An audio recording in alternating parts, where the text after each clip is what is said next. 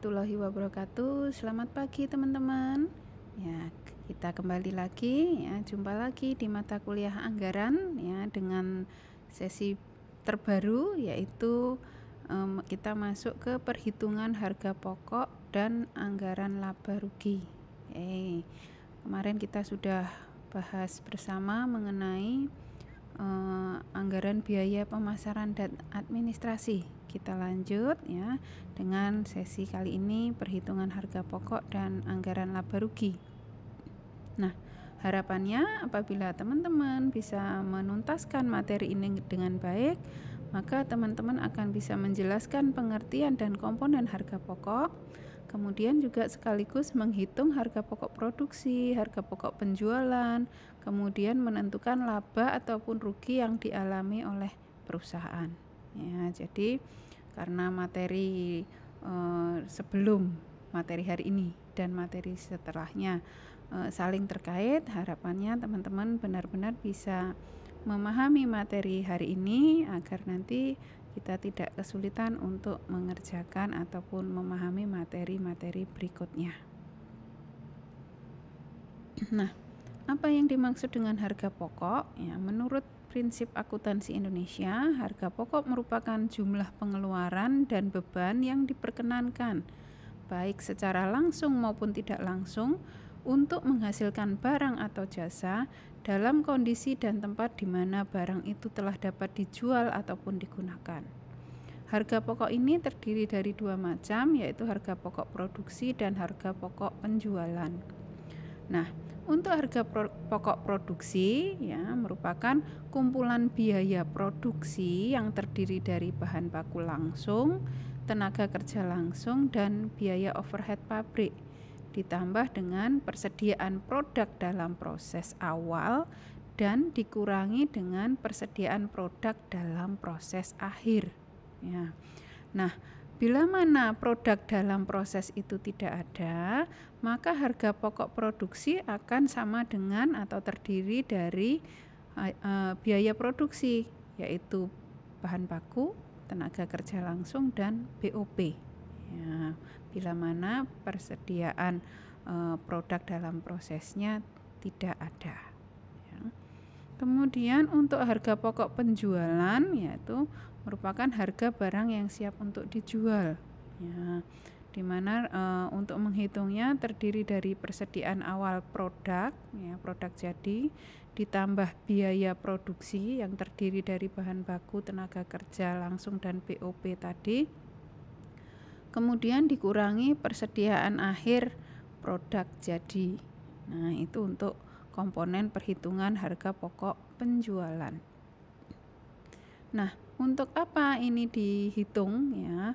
Untuk menentukan harga jual produk sekaligus memantau realisasi biaya produksi ya, agar tidak terjadi overcost gitu ya, sehingga harganya menjadi mahal dan sulit bersaing di pasaran. Menghitung laba atau rugi secara periodik. Nah, karena masih dalam taraf anggaran, harapannya yang terjadi tidak rugi ya. Nah, ini adalah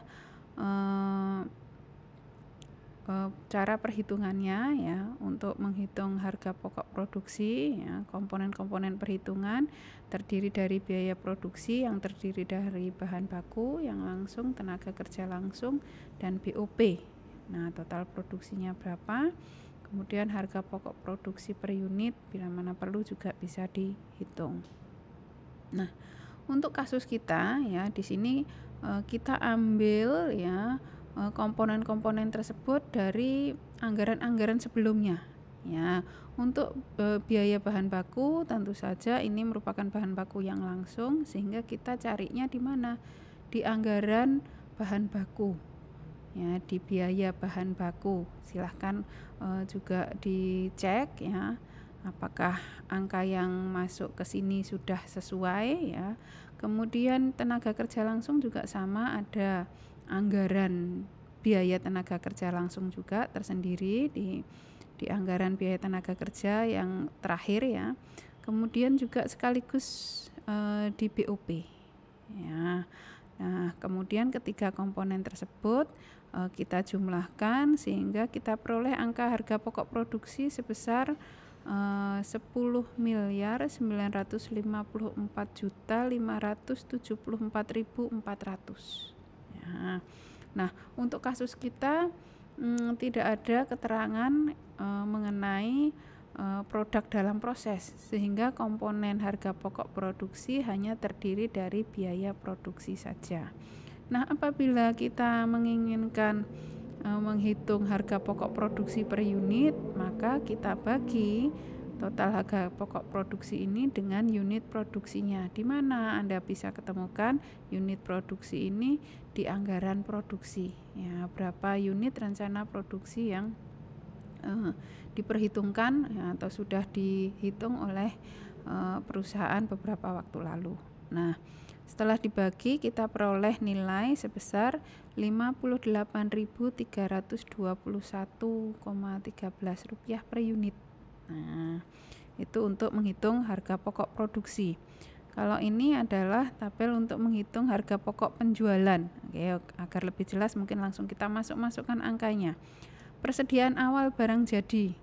Persediaan awal dan akhir barang jadi atau produk bisa kita juga lihat dari anggaran produksi. Nah, di sana baru kita tahu jumlah persediaan awal dan akhir produk dalam satuan unit. Kemudian bagaimana kita mengalikannya, kita mendapatkan nilainya dalam satuan rupiah. Nah, kita kalikan unit produksi, unit persediaan awal maupun akhir produk tersebut yang kita ambil dari anggaran produksi dikalikan dengan harga pokok produksi per unit, sehingga kita peroleh nilai-nilai tersebut ya, persediaan awal, persediaan akhir produk. Persediaan awal produk ditambah biaya produksi, kemudian dikurangi persediaan akhir produk atau barang jadi, sehingga total harga pokok penjualan adalah sebesar 10.589.289. Untuk mengetahui berapa harga pokok penjualan per unit, kita bagi harga pokok penjualan dengan unit penjualannya. Oke. Nah, kemudian setelah kita susun atau kita menghitung anggaran harga pokok, kita akan lanjutkan dengan anggaran laba atau rugi ya, di mana anggaran ini merupakan anggaran yang merencanakan keadaan keuangan suatu perusahaan pada suatu periode yang akan datang. Nah, laporan laba rugi ini merupakan suatu laporan yang menunjukkan pendapatan ya maupun biaya-biaya dari suatu unit usaha untuk suatu periode tertentu. Nah, selisih antara pendapatan dengan biaya tersebutlah yang nanti merupakan laba ataupun rugi yang nanti akan dirasakan atau diperoleh atau diderita oleh perusahaan. Ya, kalau lebih banyak pendapatan perusahaan akan merasakan keuntungan. Apabila lebih banyak biaya berarti perusahaan akan mengalami kerugian. Nah, untuk apa kita susun anggaran laba rugi? Tentu agar kita tahu yang memberikan informasi kepada manajemen tentang perkiraan laba atau rugi yang akan ditanggung oleh perusahaan dalam suatu periode anggaran. Nah, harapannya karena ini masih dalam taraf penyusunan anggaran, maka harapannya yang kita dapatkan adalah keuntungan atau laba. Nah, bagaimana bila kita tidak menyusun ya anggaran laba rugi ini, maka perusahaan tidak akan mengetahui berapa laba atau rugi yang akan ditanggung oleh perusahaan dalam suatu periode. Kemudian jika sewaktu-waktu perusahaan mengalami kerugian, perusahaan tersebut tidak dapat mengantisipasinya, nah, sehingga tidak bisa merespon dengan cepat ya, ataupun melakukan tindakan pencegahan, maupun apabila kalau memang terjadi melakukan tindakan perbaikan. Nah, bentuk umum dari laporan laba rugi adalah sebagai berikut. Mulai dari penjualan dikurangi harga pokok produk, Kemudian masih dikurangi lagi dengan biaya komersial yang terdiri dari biaya administrasi dan pemasaran. Kemudian masih dikurangi lagi dengan bunga apabila menanggung pinjaman atau ada bunga yang harus dibayarkan. Kemudian dikurangi lagi dengan pajak, sehingga kita bisa peroleh harapannya laba bersih, earning after tax. Nah, kita masuk ke kasus kita yang sudah kita kerjakan sejak awal ya, mulai dari forecast penjualan hingga yang kemarin adalah perhitungan biaya pemasaran dan administrasi, sekaligus yang di slide sebelumnya adalah harga pokoknya ya. Di sini ada beberapa tambahan keterangan untuk perhitungan laba rugi, yaitu adanya pajak yang dikenakan secara progresif dengan tarif maupun persentase yang ada di slide tersebut. Nah, kita diminta untuk menghitung apakah nanti perusahaan akan mendapatkan laba atau mengalami kerugian. Nah, untuk bentuknya, formatnya seperti tadi ya, sudah dirumuskan atau dituliskan di slide sebelumnya. Kita langsung masukkan saja perhitungan atau nilai-nilai angkanya. Penjualan dari mana ngambilnya? Dari anggaran penjualan yang total paling kanan, yang satuannya rupiah, yang paling bawah dalam 1 tahun ya. Kemudian harga pokok penjualan di slide di atas tadi ya, kita tinggal masukkan, dikurangkan ya, penjualan dikurangi harga pokok penjualan, masih ketemu laba kotor. Kemudian kita harus memasukkan komponen biaya komersial yang terdiri dari biaya administrasi dan pemasaran dari materi kita sesi sebelumnya. Ada biaya administrasi berapa, pemasaran berapa, maupun sekaligus berapa biaya komersialnya. Kemudian laba kotor dikurangi biaya komersial akan ketemu laba sebelum pajak atau earning before tax ya. Sebelumnya harusnya earning before interest and tax, tapi karena di sini kita tidak ada interest, berarti ini earning before tax ya, karena interestnya nggak ada. Kalau ada interest atau bunga berarti harus kita kurangkan lagi sehingga ketemu EBT. Tapi kalau interest atau bunga nggak ada, setelah dikurangi biaya komersial bisa kita langsung berikan nama EBT, earning before tax. Kemudian harus kita kurangi dengan taxnya atau pajak ya. Tadi kita kenakan pajaknya secara progresif ya, dengan standar persentase yang sudah tadi diketahui di slide sebelumnya. Tahap pertama 5% ya. Kita dasarnya untuk penyusunan pajak ini adalah laba sebelum pajak 31 miliar ini ya. Jadi dari 31 miliar kita di sini ya, PPh sampai dengan 50 juta berarti dia kena ya, karena di sini 31 miliar ya. Kalau 50 juta masih kena 5%. 5% kali 50 juta 2,5 juta. Kemudian tahap seterusnya sampai dari 50 sampai di atas 50 juta sampai 250 juta kena 15%.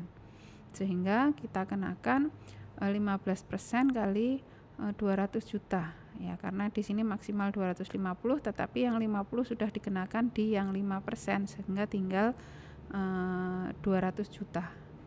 Sehingga 200 juta kali 15% ketemu 30 juta. Kemudian di atas 250 juta sampai 500 juta kita kenakan 25%. Jadi di sini 25% kali 250 juta, karena di sini maksimal 500 juta, tetapi 250 jutanya sudah kita kenakan yang 15%, sehingga tinggal 250 juta kali 25% ketemu 62.500.000. Kemudian masih lagi karena ternyata laba sebelum pajaknya di atas 500 juta, maka sisanya setelah di atas 500 juta jadi 31 miliar dikurangi 500 juta ya, ketemu berapa, dikali 30%. Nah, kemudian pajak-pajak tersebut kita jumlahkan menjadi total pajaknya, sehingga kita bisa dapatkan berapa laba sesudah pajak. Nah, di sini kita temukan angka laba ya.